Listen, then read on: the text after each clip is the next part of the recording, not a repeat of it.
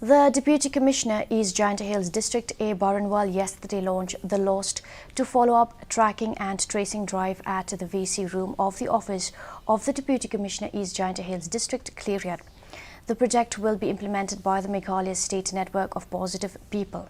Addressing the gathering, Baranwal informed that there are 241 people living with HIV who have fallen out of ART treatment.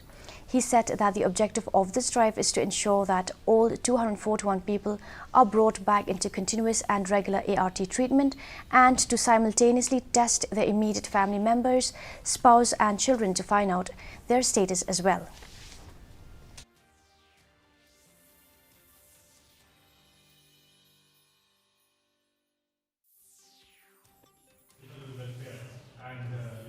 The first is obviously to track down all the HIV positive people present in East India who have fallen out of treatment.